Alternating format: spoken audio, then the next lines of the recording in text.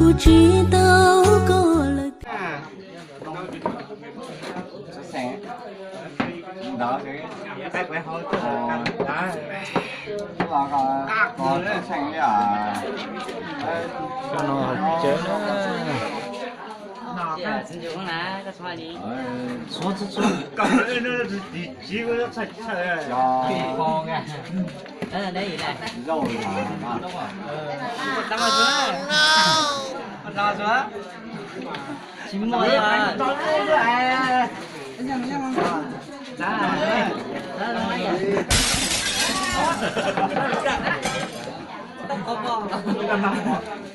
là mấy bảo trai các bạn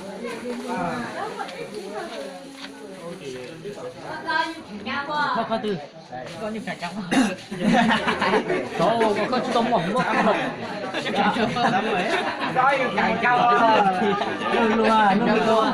luôn không ba có những cảnh trong có những cảnh trong có những cảnh trong cho nó nữa chế nữa không xem 90 năm mới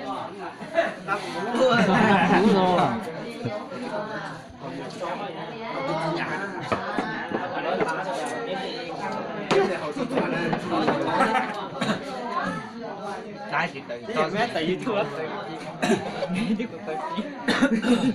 bánh chú hết tay có nhiều không?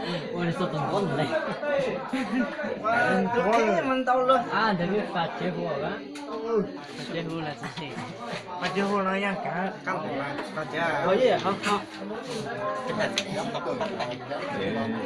dễ còn nãy mình ra có đâu nha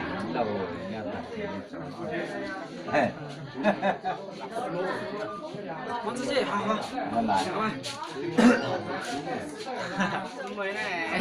Không mày. Đừng đấy. Cô. má tới ơi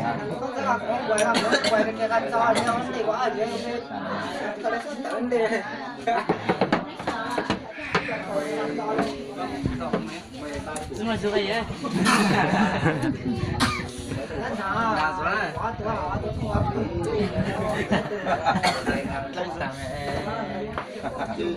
chưa cái cày thôi tộc bây giờ cái giờ cha ra bây giờ lấy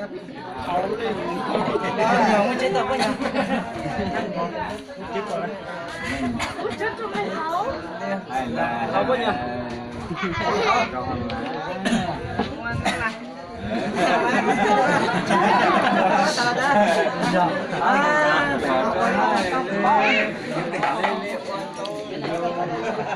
cái là chưa bắt rồi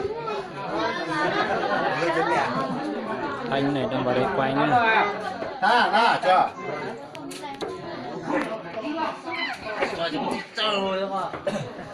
ngày xưa thì sửa chữa nhưng mà bây giờ đa số người không